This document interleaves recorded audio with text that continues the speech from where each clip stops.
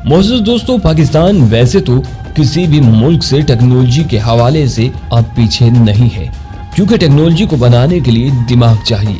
तो अल्हम्दुलिल्लाह पाकिस्तान में इस पाक वतन के ऐसे बेटे भी मौजूद हैं जिन्होंने अपने दिमागों से हमेशा अपने पाकिस्तान का नाम रोशन किया है और इंशाअल्लाह करते रहेंगे। इस बार जिस टेक्नोलॉजी के बारे में आपको बताने जा रहा हूँ, इस टेक्नोलॉजी का अल्हम्दुलिल्लाह कोई भी सानी नहीं है। मोअज़्ज़िज़ दोस्तों, आज हम बात करेंगे नसर मिसाइल और ड्रोन का कॉम्बिनेशन। आज मैं आपको पाकिस्तान के नसर मिसाइल और पाकिस्तानी ड्रोन्स के कॉम्बिनेशन के बारे में बताऊंगा, यानी कि पाकिस्तानी फौज भारतीय फौज की पेशकदमी को कैसे इन दो हथियारों को बैक वक्त इस्तेमाल करते हुए न सिर्फ रोक सकती है, बल्कि भारत अगर बड़ी से बड़ी फौज भी लेकर आए तो पाक आर्मी चंद सेकंड में इसे कोयले में तब्दील कर सकती है। मोअज़्ज़िज़ दोस्तों, जैसा कि आप सब इस बात से आगाह हैं कि बांग्लादेश की अलहदगी के बाद भारत कोल्ड स्टार डॉक्ट्राइन मंसूबे के तहत पाकिस्तान को मजीद टुकड़ों में तब्दील करना चाहता था। अगर आप भारत के इस मंसूबे से आगाह नहीं तो मैं आपको इसके बारे में बता देता हूँ। भारत कोल्ड स्टार डॉक्ट्राइन मंसूबे के तहत पाकिस्तान के खास मकाम पे पूरी कुव्वत से हमला करके अपनी फौज, बख्तरबंद गाड़ियों और जंगी टैंकों को अफगानिस्तान के बॉर्डर तक ले जाना चाहता था, जिसके नतीजे में पाकिस्तान के दो टुकड़े हो जाते। इस खास मंसूबे के लिए भारत अरबों डॉलर खर्च कर चुका था और अपने फौजी दस्तों को कोल्ड स्टार डॉक्ट्राइन के तहत ट्रेनिंग भी दे चुका था।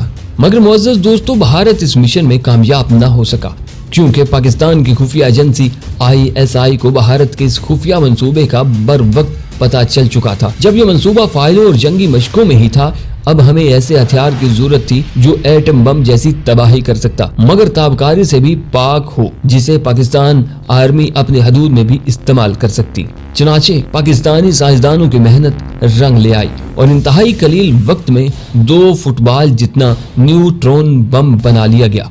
इसकी खास बात यह है कि ये बम जिस जगह फेंका जाता है वो जगह कुछ ही देर में काबिल इस्तेमाल हो जाती है, क्योंकि न्यूट्रॉन बम के फटने से ताबकारी नहीं फैलती, जबकि पाकिस्तान के दूसरे मिसाइल जहां इस्तेमाल किए जाएं वो जगह मुकम्मल तौर पर तबाह हो जाती है और इसके बाद इस जगह से जिंदगी खत्म हो जाती है।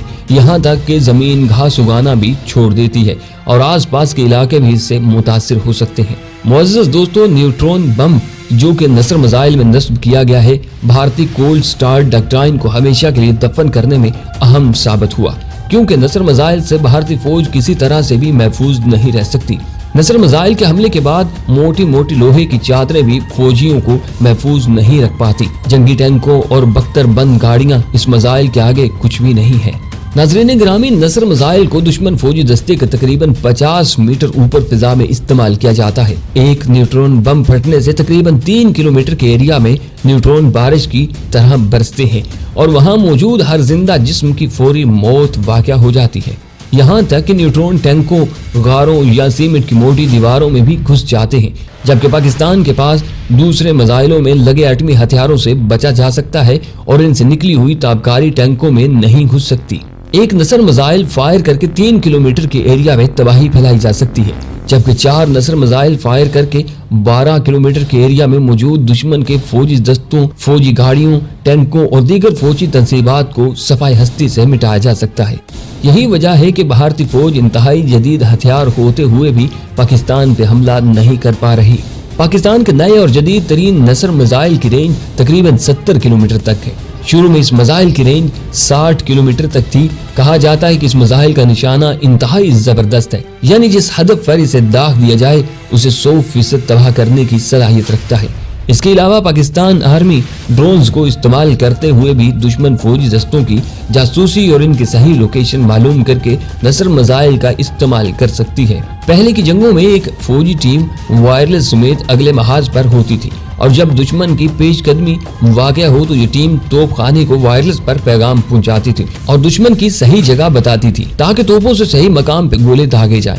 मगर जदीद दौर का तकाजा है कि इस काम के लिए ड्रोन्स इस्तेमाल किए जाएं, जो बेहतर तौर पर न सिर्फ पैगाम रसानी का काम सर अंजाम दे सकते हैं बल्कि लाइव वीडियोस कवरेज देते हुए दुश्मन के इलाके का सही पता लगा सकते हैं। यूं दुश्मन की सही जगह मालूम करने के बाद आप समझ सकते हैं कि नसर मिसाइल तकरीबन 70 किलोमीटर दूर तक कितनी तबाही मचा सकता है। معزز دوستو، یاد رہے اس رینج کے ساتھ ایسے ہتھیار امریکہ کے پاس بھی موجود نہیں ہیں۔ امریکہ جیسا ملک بھی ان ہتھیاروں کو اپنی آرٹلری کے ذریعے دشمن پر پھینکتا ہے، جس کی رینج پاکستان کے نصر میزائل سے بہت کم ہے۔